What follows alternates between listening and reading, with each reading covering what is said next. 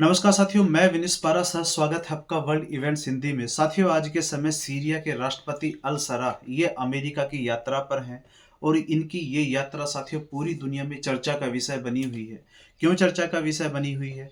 क्योंकि साथियों ये कभी अमेरिका के लिए आतंकवादी थे, कभी अमेरिका के ये दुश्मन थे और आज के समय अमेरिका के राष्ट्रपति डोनाल्ड ट्रंप व्हाइट हाउस के गेट पर खड़े होकर पलके बिछाकर इनके स्वागत की तैयारी कर रहे हैं। अलसरा साथियों कल संडे को ही अमेरिका पहुंच गए हैं और संभवतः आज इनकी मीटिंग व्हाइट हाउस के अंदर अमेरिका के राष्ट्रपति से होनी है। साथियों, यदि हम इन दोनों का इतिहास देखें तो अलसरा और अमेरिका के यदि हम इतिहास में जाएं तो अलसरा साथियों 2005 से 2009 तक अमेरिका की जेल में बंद रहे। 2013 में तो अमेरिका ने साथियों ने आतंकवादियों की लिस्ट में डाल दिया और इनके सर पर 13 मिलियन अमेरिकी डॉलर का इनाम रख दिया, भारतीय करेंसी में 84 करोड़ रुपए। कारण क्या बताया गया? कारण ये दिया गया कि अल सरा के संबंध अलकायदा से हैं और अलकायदा और अमेरिका के संबंध क्या थे ये पूरी दुनिया अच्छी तरीके से जानती है। लेकिन साथियों एक बार समय का पहिया बदला और आज के समय अल सरा ये सीरिया के राष्ट्रपति हैं और इतिहास में पहली बार सीरिया के राष्ट्रपति अमेरिका के राष्ट्रपति से व्हाइट हाउस में मीटिंग करेंगे। ये फर्स्ट टाइम साथियों ऐसा देखने को मिल रहा है। अब सवाल साथियों ये उठता है कि आज के समय अमेरिका के लिए इतने फेवरेट क्यों हो गए हैं कि इनके आने से पहले ही जो इन्हें आतंकवादी की लिस्ट में डाला हुआ था अमेरिका ने वो हटा दिया और यूनाइटेड नेशन ने भी अमेरिका को फॉलो करते करते, यानी कि जैसे ही अमेरिका ने इन्हें आतंकवादियों की लिस्ट से हटाया, यूनाइटेड नेशन ने भी इन्हें आतंकवादी की लिस्ट से हटा दिया है।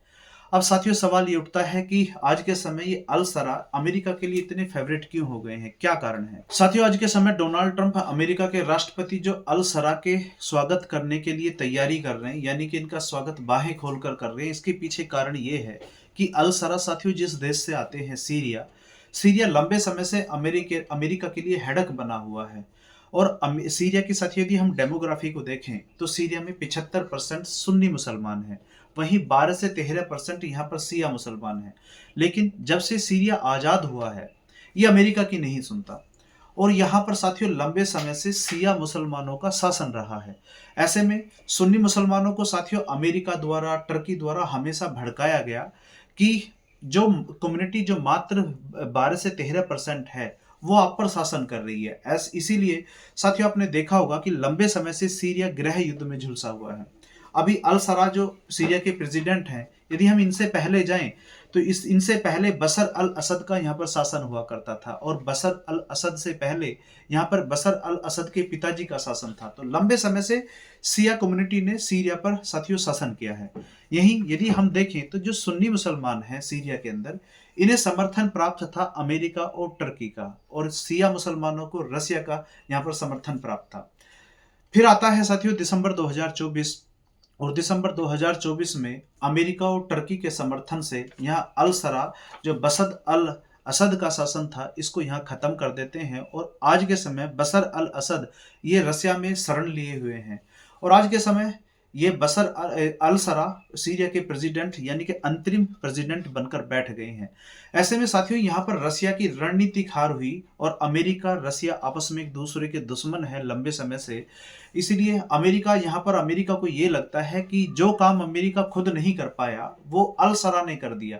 एक तो कारण ये है कि आज के समय जो व्हाइट हाउस में अल सरा का स्वागत करने की तैयारी हो रही है। दूसरा साथियों कारण ये है कि अमेरिका लंबे समय से ये चाहता है कि जो मुस्लिम देश हैं ये इजराइल को मान्यता दें।